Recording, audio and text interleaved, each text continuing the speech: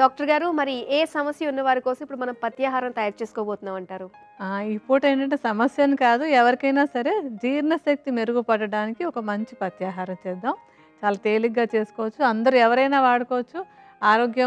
ఆరోగ్యంగా ఉన్నవాళ్ళు, అనారోగ్యాలతో ఉన్నవాళ్ళు ఎవరైనా సరే జీర్ణశక్తి మెరుగుపరుచుకోవడానికి ఈజీగా చేసుకునేటువంటి పథ్యాహారం.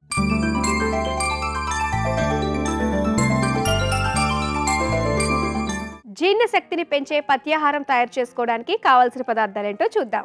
దానిమ్మ తొక్కలు, ఎండబెట్టిన రేగుపళ్ళ చూర్ణం, సొంటి, పిప్పళ్ళు, మిరియాలు, సైంధవ లవణం, నల్ల ఉప్పు, చక్కెర. కావాల్సిన పదార్థాలు చూశారు కదా. ఇప్పుడు ఎలా తయారు చేసుకోవాలో డాక్టర్ గారిని అడిగి తెలుసుకుందాం. డాక్టర్ గారు మరి ఎలా తయారు చేసుకోవాలంటారు? ఇదేంటంటేనేమో ఇప్పుడు మనం ఒకసారి తయారు చేసి పెట్టేసుకుని ఎప్పుడు కావాల్స్తే అప్పుడు వాడుకునేటువంటి పదార్థం ఇది. ఒక పౌడర్ లాగా తయారు చేసుకుంటాం మనం. మామూలుగా ఏంటంటే జీర్ణశక్తిని మెరుగుపరచడానికి ఎప్పుడు కూడా కొంచెం పుల్లగా ఉండేవి, కొంచెం కారంగా ఉండేవి, ఉప్పగా ఉండేవి ఇలాంటివి వాడుకోవాలన్నమాట. సో కొంచెం పుల్లగా, కారంగా, ఉప్పగా ఉండేటువంటి ద్రవ్యాలను కలిపి ఒక పొడిలాగా తయారు చేసుకుందాం. ఇది తయారు చేసుకోవడానికి మనం మొట్టమొదటి తీసుకునేటువంటిది ఏంటంటే దానిమ్మ తొక్కలు. మనం చాలాసార్లు చెప్పుకుంటూ ఉంటాం, ఈ దానిమ్మ తొక్కలు పారేయకండి, ఇంట్లో ఎండబెట్టుకుని ఉంచుకుంటే రకరకాల ఔషధాల్లో వాడుకోవచ్చు అనేటువంటిది. ఈ దానిమ్మ తొక్కల్ని ఎండబెట్టి ఉంచేసుకుని పొడిలాగా చేసుకోవాలన్నమాట. ఇది జీర్ణశక్తిని మెరుగుపరచడానికి చాలా బాగా ఉపయోగపడుతుంది. అలాగే అజీర్ణం, విరేచనాలు అవి ఏం లేకుండా ఉండడానికి కూడా దానిమ్మ తొక్కలు ఉపయోగపడతాయి. సో దానిమ్మ తొక్కల్ని బాగా ఎండబెట్టేసి చేసుకున్నటువంటి చూర్ణాన్ని 50 గ్రాములు తీసుకోవాలి. మనం విడిగా ఒక బౌల్లో అన్నీ కలిపి ఉంచుకుందాము. ముందు సుమారుగా అంటే 50 గ్రాములకి మీరు లెక్క ప్రకారం తీసుకోండి. మేము సుమారుగా వేస్తాము. ఈ దానిమ్మ తొక్కల చూర్ణాన్ని విడిగా వేసుకుందాము. ఆ తర్వాత మనం తీసుకోబోయేటువంటి ఏంటంటే కొంచెం పుల్లగా ఉండేటువంటిది రేగిపళ్ళు. మామూలుగా మనకి ఎప్పుడు రేగిపళ్ళు దొరుకుతుంటాయి కదా. ముఖ్యంగా సంక్రాంతి ముందు నెలల్లో రేగిపళ్ళు మనకి ఎక్కువగా దొరుకుతాయి. ఈ రేగిపళ్ళు దొరికినప్పుడు వాటిని ఎండబెట్టేసుకుని ఉంచుకోవాలి. ఎండబెట్టిన తర్వాత ఆ గింజల్ని తీసేసి పైన ఉండేటువంటి ఆ గుజ్జు, ఎండినటువంటి ఆ గుజ్జు భాగాన్ని పొడిలాగా చేసుకోవాలి. అలా ఎండబెట్టినటువంటి రేగిపళ్ళ చూర్ణం కూడా 50 గ్రాములు తీసుకోవాలి. మనం రెడీగా పెట్టుకున్నటువంటి చూర్ణాన్ని ఒక 50 గ్రాముల పరిమాణంలో తీసుకోవాలి. దీన్ని ఇందాకటి దానిమ్మ తొక్కల చూర్ణంతో కలుపుకుందాం.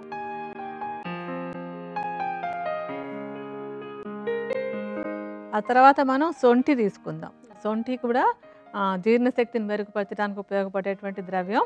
సొంఠిని కొంచెం నేతిలో వేసి వేయించేసి తర్వాత పొడిలా చేసుకోవాలి. ఈ పొడి ఏంటంటే మనం ఇందాకటివన్నీ కూడా అంటే దానిమ్మ తొక్కలు, తర్వాత రేగిపండు తొక్కలు కూడా మనం 50 గ్రాములు తీసుకున్నాం. ఇది ఒట్టిగా ఒక 25 గ్రాముల పరిమాణంలో తీసుకుంటే సరిపోతుంది. తర్వాత పిప్పళ్ళు కూడా జీర్ణశక్తిని పెంచడానికి చాలా చక్కగా ఉపయోగపడతాయి. పిప్పళ్ళను కూడా కొంచెం మూకుట్లో నెయ్యి వేసి వేయించి చల్లారిన తర్వాత చూర్ణంలా చేసుకోవాలి. పిప్పళ్ళ చూర్ణం 25 గ్రాములు తీసుకోవాలి. ఇంకా మిగతా చూర్ణాలు అవన్నీ చెప్పుకునే లోపు కొంచెం నీళ్లు పెట్టుకుని కాచుకుందాం. దానికి ఒక గ్లాస్ నీళ్ళు పోయండి.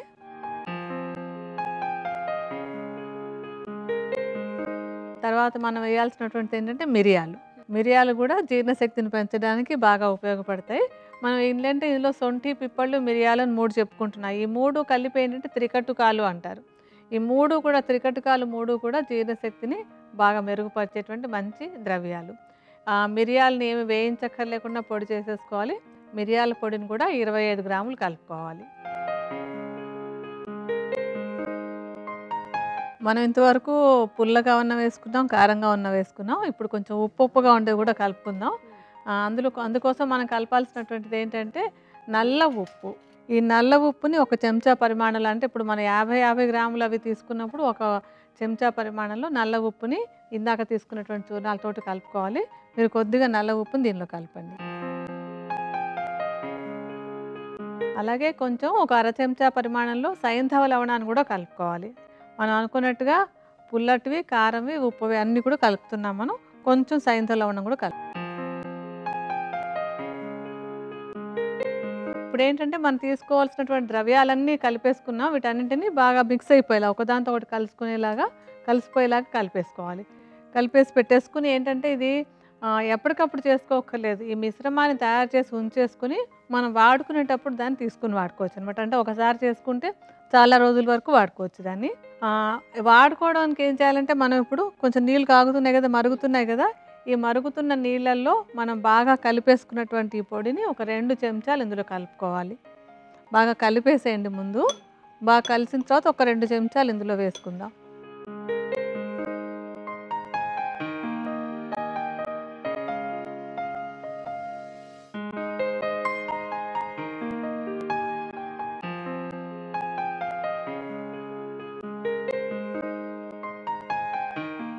పుల్లగా మంచి వాసన కూడా వాసన వస్తుంటుంది వస్తుంది. మనకది.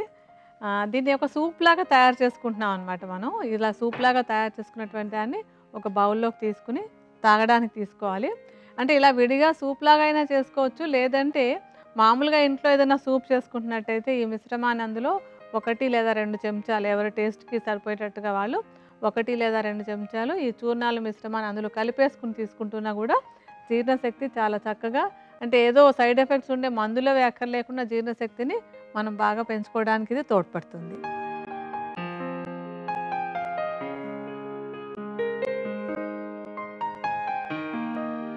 రెడీ అయిపోయినట్టేనండి?